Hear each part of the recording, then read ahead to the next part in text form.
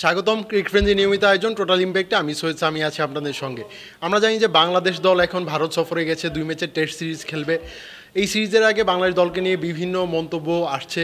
গাভাস্কার বলেছেন, এর মধ্যে হাসা ভোগলে একটা মন্তব্য করেছেন, এ যাবৎকালের বাংলাদেশের সেরা টেস্ট দল আসলে এটি। আসলে এটা কি সেরা দল কিনা এটা নিয়ে আলোচনা করার জন্য আজকে হাজির হয়েছি। আমার সঙ্গে আছেন সাদমানুল্লাহ, স্বাগতম। আচ্ছা সাদমান, আমরা বাংলাদেশের টেস্ট দলটা নিয়ে এর আগেও 2-3বার আলোচনা করেছি। এই দলটা আসলে পাকিস্তানকে এভাবে হোয়াইট ওয়াশ করেছে। এই দলটা নিয়ে আমাদের প্রত্যাশা অনেক উঁচুতে। আশরাফ হোকলের এই মন্তব্যটার পর আসলে আপনার কি আসলে মনে হচ্ছে কি না এটা বাংলাদেশে এ যাবৎকালের সেরা টেস্ট? হাসা ভোগলে একটা বড় ক্যারেক্টার ক্রিকেটের জন্য। আপনি হাসা ভোগলের ভয়েস সবসময় শুনে আছেন কমেন্টেটর হিসেবে, অ্যানালিস্ট হিসেবে। সো সেই ক্ষেত্রে হাসা ভোগলে যখন অ্যানালিস্ট করে বলছেন যে এইটাই বাংলাদেশের সেরা দলের সেরা টেস্ট দল, সো আপনাকে এটা মানে মানতেই হবে। কারণ এই যাবৎকালে আমরা যতগুলো টেস্ট টিম দেখেছি তার মধ্যে এরকম ব্যালেন্স টিম হয়তো আমরা তেমন একটা পাইনি। আমরা খুবই ইন্ডিভিজুয়াল হয় পারফরমেন্স দেখেছি টেস্টে, পুরা টেস্ট সিরিজে একজনের ইন্ডিভিজুয়াল পারফরমেন্স দেখেছি, যেটা নিয়ে হয়তো আমরা এসে বা ছোটো দলগুলোকে আমরা ঘরের মাঠেতে হারিয়েছি, বড় দলকেও হারিয়েছি কিন্তু নিজেদের হোম গ্রাউন্ড।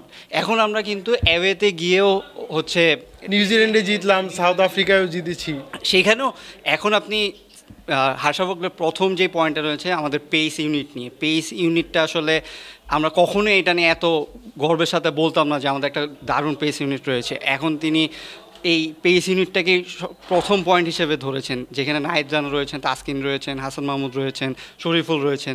সো এই পেস ইউনিটটাকে নিয়ে যখন আমরা ম্যাচ জিতছি তার মানে হচ্ছে যে আমরা তো ব্যাটিং স্পিন আমাদের ছিলই, টুকটাক ছিলই সবসময়, কিন্তু পেস ইউনিটটা এত স্ট্রং হওয়ার ফলেই এখনকার টিমটাকে এই যাবৎকালে সেরা দল হিসেবে আসলে হাসা ভোগলে মন্তব্য করেছেন। আপনি যেটা বলছেন যে আমরা অনেক ইন্ডিভিজুয়াল টেস্টের প্লেয়ার পেয়েছি, আমি যদি একটু আগে থেকে বলি, একসময় এনামুল হক জুনিয়র ছিলেন, তিনি আসলে লম্বা সময় সাকিবরা যে সময় ইন্টারন্যাশনাল ক্রিকেটে ওই মাটিটা আসলে খুঁজে পাননি পায়ের তলায়, তখন কিন্তু এনামুল হক জুনিয়র বাংলাদেশের মানে একজন প্রফেশনাল মানে একদম পুরা টেস্ট বলার হিসেবে আমাদের ওই সার্ভিসটা দিয়েছেন।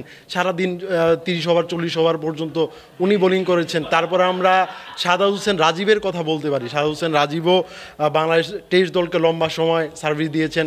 লর্ডসে কিন্তু তার একটা 5 উইকেটের দারুণ একটা কীর্তি আছে। তামিম ইকবালের কথা আমরা সবসময় মনে করি যে লর্ডসে তামিম ইকবাল যেই সেঞ্চুরি করেছিলেন, কিন্তু এই জায়গায় হয়তোবা একটু ঢাকা পড়ে যান শাহাদাত হোসেন রাজীব। না, এখন এই যে মনে করেন যে এই যে একজন আপনি বলছেন কিন্তু একজন দুইজনের নামে, কিন্তু এখন আমরা পুরো ইউনিটটা নিয়ে কথা বলছি যে হয়তো শরীফুল যদি আপনি চাপে ফেলেন তখন কিন্তু হাসান মাহমুদ উইকেট পাবে। আমি বলছিলাম যে এইটাই আমরা এতদিন কিন্তু খুঁজে পাই না। আমরা মুমিনুলকে পুরো টেস্ট ব্যাটার হিসেবে গর্বের সহিত বলি যে এত ভালো একজন আমাদের টেস্ট ব্যাটার আছে, কিন্তু একটা পরিপূর্ণ দল কেন জানি আমরা পাচ্ছিলাম না।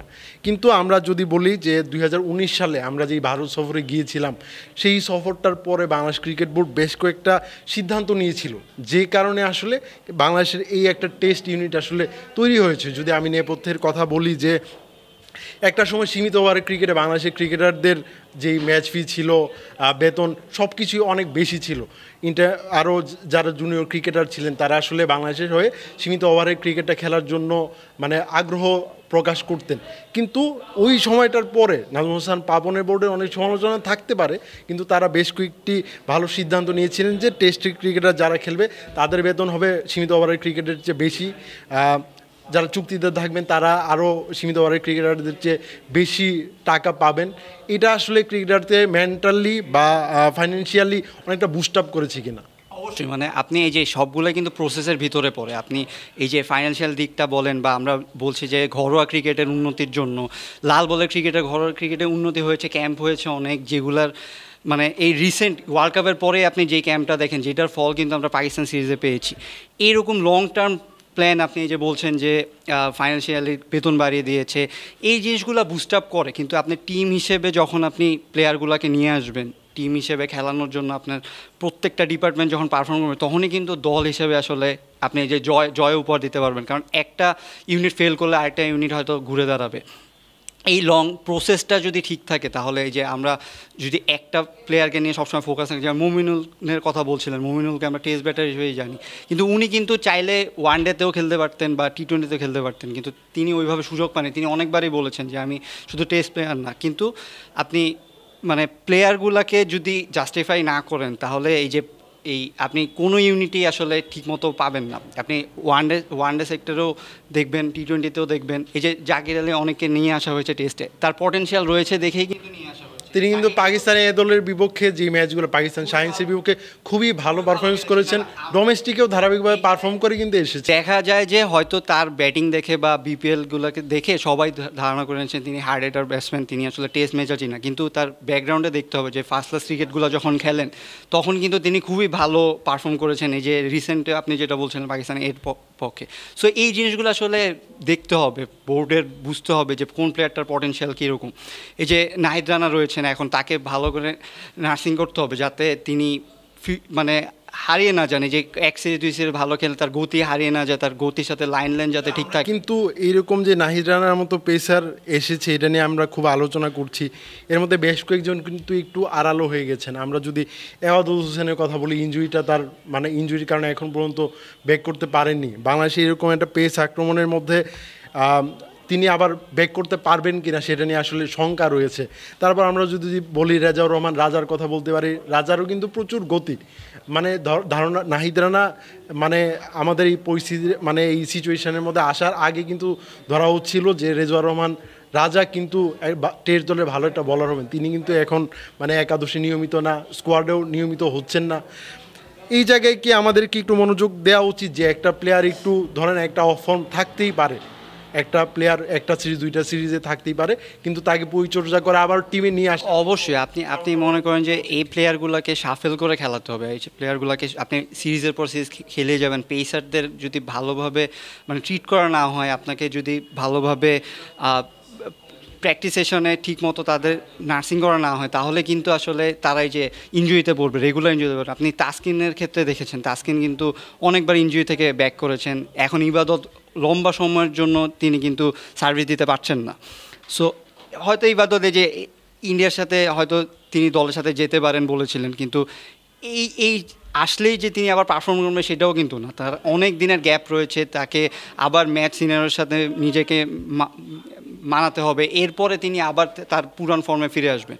সো সেই ক্ষেত্রে আসলে এই জিনিসগুলো খুবই ইম্পর্ট্যান্ট। এই যে নাহিদ রানার কথা বলছি আমরা, আশা ভোগলে বলেছেন যে এই হাসান মাহমুদের কথা বলেছেন, এই সবগুলো প্লেয়ারকেই না আসলে ভালোভাবে ট্রিট করে রাখতে হবে যাতে ফিউচারে আমরা মানে এই ইউনিটটা স্ট্রংভাবে আরও দাঁড়াতে পারে, আরও 5 বছর সার্ভিস দিতে পারে। আমরা বোলিং ইউনিটটা নিয়ে অনেক কথা বললাম, যদি ব্যাটিং ইউনিটটা নিয়ে বলি, আমরা লম্বা সময় কিন্তু ওপেনিং নিয়ে অনেক সাফার করেছি। তামিম ইকবালের সঙ্গে ইমরুল কায়েসকে খেলিয়েছি, এর আগে যদি আমরা জুনায়েদ সিদ্দিকীর কথা বলি, এরকম অনেক ব্যাটার এসেছেন, মানে এক সিরিজের পরেও চলে গেছেন, এরকম ব্যাটারও কিন্তু অভাব নেই। কিন্তু আমরা এখন একটা পরিপূর্ণ একটা ওপেনিংয়ের টপ অর্ডার পেয়েছি, যেখানে ওপেনিংয়ে নিয়মিত দেখা যায় জাকির হাসান, সাদমান ইসলাম এবং মাহমুদুল হাসান জয়, এই তিনজনের মধ্যে যে কোনো দুইজন আসলে ওপেনিংয়ে খেলার মানে খেলবেন, ভারত সিরিজেও খেলবেন, তারা যেহেতু স্কোয়াডে আছেন। এটা আমাদের জন্য একটু নির্ভর হওয়ার মতো কিনা যে আমরা এরকম তিনজন প্রপার ওপেনিং ব্যাটার পেয়েছি যারা আসলে পরিস্থিতির দাবি অনুযায়ী খেলতে পারেন।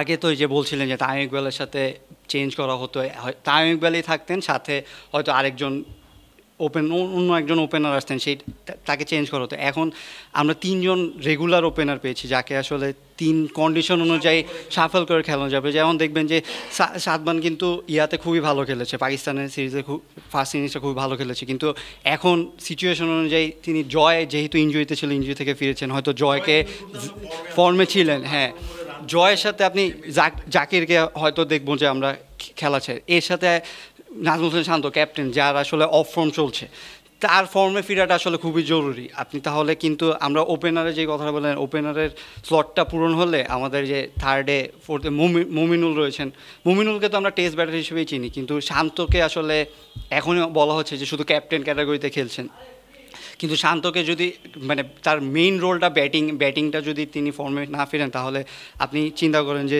ওপেনিংয়ে যদি আউট হয়ে যায় কম সময়, তাহলে কিন্তু আপনার ফার্স্ট যিনি নামেন তিনি তাকে কিন্তু ধরতে হবে ইনিংসটাকে বড় করার জন্য। সো সেই জায়গাতে যদি না হয় তাহলে কিন্তু কোলাপস করার একটা খুবই সম্ভাবনা রয়েছে। সেই ক্ষেত্রে আসলে নাজমুল শান্তর ফর্মে ফেরাটা খুবই জরুরি। তবে এটা আরেকটা জিনিস যে আমরা মিডল অর্ডারে লিটন কুমার দাসের মতো ব্যাটারও আসলে দারুণ ফর্মে আছেন। পাকিস্তান সিরিজে তারাও ভালো করতে পারবেন কিনা। তাছাড়া মুশফিকুর রহিমও কিন্তু দারুণ ফর্মে আছেন। কেরিয়ারে এই পর্যায়ে এসে বাংলাদেশ দলকে তারা যেভাবে সার্ভিস দিচ্ছেন। তারপর মেহেদী হাসান মিরাজের কথাও যদি বলি, মেহেদী হাসান মিরাজ এবং লিটন দাস কিন্তু এই দুইজনকে বাংলাদেশের ভবিষ্যৎ ধরা হচ্ছে।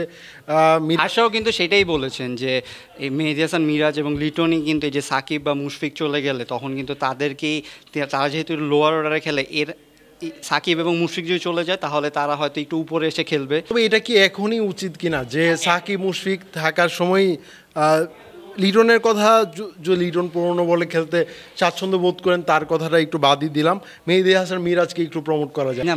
মিরাজকে আপনি তো অনেকভাবে অনেক সময় প্রমোট করেছেন, তাকে যখন যেখানে প্রয়োজন সেখানে খেলিয়েছেন, কিন্তু ওয়ানডে টি-20, কিন্তু টেস্টে আপনার মিরাজ যেহেতু এত নিচে খেলেন, উনি যদি এইখানে এসে আসলে যে কল আপস হলে তিনি কিন্তু টিনিসটাকে ধরে রাখতে পারেন। এই জায়গার প্লেয়ারটাও কিন্তু খুবই গুরুত্বপূর্ণ। এই জায়গার প্লেয়ারটা কিন্তু আপনার অন্য একটা প্লেয়ার নেই। সাকিবকে এনে আপনি ওই মিরাজের জায়গায় দিলে কিন্তু সাকিব হয়তো সেখানে ফেল করবে। সেই ক্ষেত্রে আপনি মিরাজ এখন যেখানে রয়েছে আমার মনে হয় সেখানে থাকাটাই তার জন্যও ভালো। আর ওই যেটা বলছিলেন যে তাদের ফিউচার, বাংলাদেশের ফিউচার হচ্ছে মিরাজ এবং লিটন। সাকিব এবং মুশফিক যখন চলে যাবে তখন মিরাজ এবং লিটনই হয়তো সেই জায়গাটুকু হচ্ছে পূরণ করবে। সো এখন যতদিন তারা খেলছেন, সাকিব মুশফিক খেলছেন, ততদিন আমার মনে হয় এই ফরমেশনটাই ঠিক রয়েছে। কিছুক্ষণ আগেই আসলে একটা নিউজ পড়ছিলাম যে সুনীল গাভাস্কার বলছিলেন যে বাংলাদেশে এই দলটাকে আসলে সমীহ করা উচিত। তারা যেভাবে দেশে বাইরেও পারফর্ম করছে এটা আসলে যে কোনো দলের জন্য আশা জায়গা নিয়ে। তাছাড়া ভারতের বিপক্ষে লাস্ট যে সিরিজটা আছে সেটাতেও বাংলাদেশ দারুণ একটা ফাইট দিয়েছিল। এটাকে আসলে কিভাবে দেখছেন যে বাংলাদেশ এখন দেশের মাটিতে না শুধু দেশের বাইরেও দারুণ ফাইট দিচ্ছে, এটা নিয়ে অন্য দলগুলো, অন্য লিজেন্ড ক্রিকেটাররা আসলে বাংলাদেশকে অনেক সমীহ করছে। কয়েকদিন আগেও কিন্তু সৌরভ গাঙ্গুলী বলেছেন যে আসলে বাংলাদেশের পক্ষে পসিবল না যে ইন্ডিয়ার মাটিতে জয় নিয়ে আসে। সেই ক্ষেত্রে আজকে গাভাস্কার বলছেন, কারণ আসলে বাংলাদেশের পারফরমেন্স দেখেই বলছেন। রিসেন্ট পারফরমেন্স বাংলাদেশের এত ভালো যে তারা ইগো ধরে রেখে যে বলবে যে না সম্ভবই না, এটা আসলে বলার এখন আর সুযোগ নেই। কারণ যে কোনো সময় বাংলাদেশ পারফর্ম করে আসলে আপনি ভারতের মাটিতে ভারতকে হারিয়ে দিতে পারেন। সেই ক্ষেত্রে গাভাস্কার যখন বলছেন যে আসলে ভয় পাচ্ছে না, কারণ টেস্ট টিমের ব্যালেন্সটা দেখেই বলছেন। আবার বলতে হয় হাসা বকলে যেভাবে বলেছেন এটাই বাংলাদেশে এখন সেরা দল। সেই ক্ষেত্রে আসলে মানে যে কোনো সময় বাংলাদেশ আসলে একটা ইন্ডিয়ার জন্য দুর্ঘটনা ঘটিয়ে দিতে পারে, যেটা আমাদের আসলে প্রসেসের মধ্যেই পড়বে। আমরা আসলে ভালো খেলেই হয়তো জয়টা ছিনিয়ে আনবো, কারণ 5 দিনের টেস্ট আপনার টি-20 না যে একটা ইনিংস ভালো খেললেই, আপনার 4-5 দিন ভালো খেলতে হবে, 30টা সেশন ভালো খেলতে হবে। সেই ক্ষেত্রে আপনি 30টা সেশনের মধ্যে জিতলেই আপনি 5টা দিনের টেস্ট জিতবেন। সেই ক্ষেত্রে মানে গাভাস্কারের কথা আসলে মানতেই হবে। 2টা টেস্টের 30টা সেশনের কথা আমি টোটাল বলছিলাম। আচ্ছা, আমরা জানি যে ভারতের বিপক্ষে সিরিজটা আসলে 2-3 দিন পরেই আসলে শুরু হবে। আপনি কি আসলে এই যে হার্ষা যে মন্তব্যটা করেছেন, এক কথায় যদি বলেন যে এই মন্তব্যটার সাথে আপনি একমত কি না? এখন তো বলতেই হয় একমত। এই যেই রানটা চলছে বাংলাদেশের, যেরকম পারফরমেন্স আসলে দেখাচ্ছে, আমরা এরকম ব্যালেন্স টিম আসলে আগে পাইনি। সেই ক্ষেত্রে মানে হার্ষা ভোগলে অ্যানালাইসিস করেই বলেছে, আমরাও দেখছি যে বাংলাদেশের সবগুলো ইউনিট পারফর্ম করছে, সবগুলো ইউনিট ক্লিক করছে। সেই ক্ষেত্রে আসলে হার্ষার সাথে আমি অবশ্যই একমত। ধন্যবাদ সালমান আমার সঙ্গে থাকার জন্য। দর্শক, বাংলাদেশ ভারত সিরিজে আরও বিভিন্ন আলোচনা নিয়ে আবারও হাজির হব। টেস্ট ম্যাচের শুরুতে আরও 3 দিন বাকি। এর আগে আমরা একাদশ কেমন হতে পারে সেগুলো নিয়েও কথা বলবো। সে পর্যন্ত আমাদের সঙ্গে থাকুন। ধন্যবাদ সবাইকে।